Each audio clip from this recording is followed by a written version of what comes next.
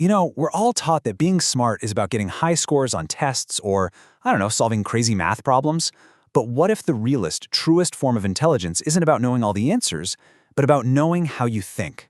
Today, we're diving into something rare, something really powerful: metacognitive IQ. This quote, it just nails it, doesn't it? It's not just about the stuff you've got stored in your head. It's about understanding the actual machinery in there that processes it all. And that little shift in focus, from the what to the how, that's our first clue that we're talking about something pretty special. So what even is metacognitive IQ? Well, imagine for a second that you could kind of step outside of your own head and just watch your thoughts go by. It's the active mastery of your mind, knowing its strengths, its weaknesses, and all its little blind spots. And hey, this isn't something you're born with. It's a skill you actually build. If that question right there resonates with you, you're definitely in the right place. We're about to count down 7 pretty rare signs that you might just possess this powerful type of intelligence. Let's see how many of these you recognize in yourself. All right, our countdown starts right at the foundation of metacognitive IQ, and that's deep self-awareness. These first couple of signs really show how this kind of intelligence starts with a really honest look inward. Okay, so sign number 1 might sound a little backward at first. You practice intellectual humility. Now, this is not a lack of confidence. It's actually the complete opposite. It's a commitment to being accurate that's so strong you're constantly asking yourself, do I really know what I think I know? And this slide just lays it out perfectly. Over on the left, you've got the Dunning-Kruger effect, where people who don't know much about something tend to think they're experts. But on the right, you have intellectual humility. That's being so aware of how huge a topic is that you can't help but see all the gaps in your own knowledge. You're basically mapping out your own limitations. Sign number 2 is all about how fast you can pivot. It's that ability to notice when you're wrong, maybe even mid-sentence, and just adjust. Instead of digging your heels in and defending some flawed point just because of pride, your brain is busy updating its own software, like in real time. See, smarter thinking isn't about being right all the time. It's about becoming less wrong, faster.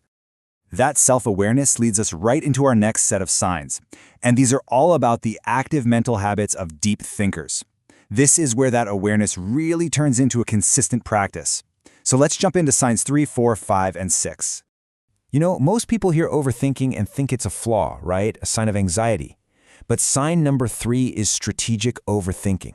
This isn't just mindless worry. No, it's a really powerful, kind of deep processing, where your mind is constantly looking for hidden patterns and connections that everybody else just misses. And this slide here breaks down what that actually looks like. It's kind of like playing chess with reality.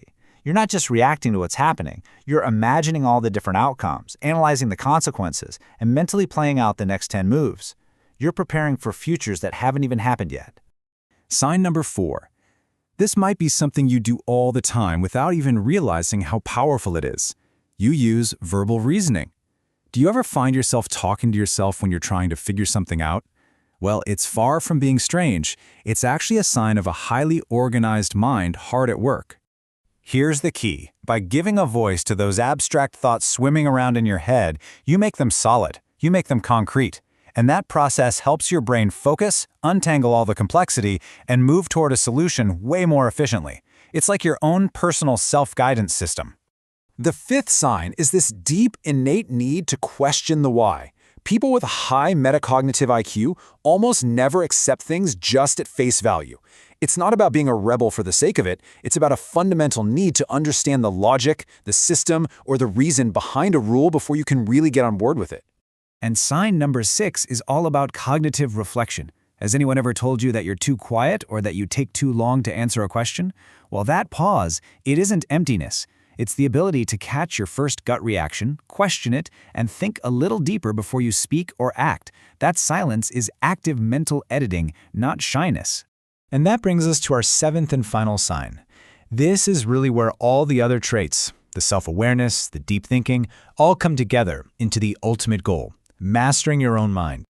Okay, the rarest sign of all is seeing your own mind not as some fixed thing, but as a system, a tool that can be fine-tuned and improved. You don't just use your mind, you actively work on your mind. You're both the mechanic and the driver of your own consciousness. So what does that optimization actually look like? Well, you're actively checking for your own biases. You understand your own cognitive rhythm, like when you do your best thinking, and you work with it, not against it. And you feed your brain a whole variety of topics, kind of like cross-training for an athlete, just to keep it flexible and strong. So, after going through all 7 of these signs, from intellectual humility all the way to mind optimization, what's the big takeaway? What's the true sign of this deeper kind of genius? If you found yourself nodding along to a lot of these signs, it's probably because your brain just isn't average. It's layered, it's adaptable, and it's uniquely powerful.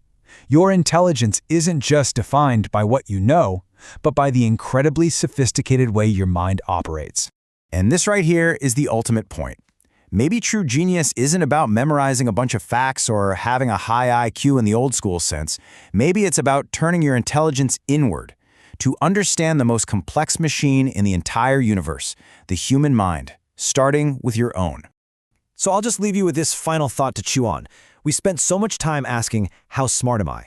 But maybe, just maybe, the more powerful question we should be asking ourselves is this: how well are you using the incredible mind you already have?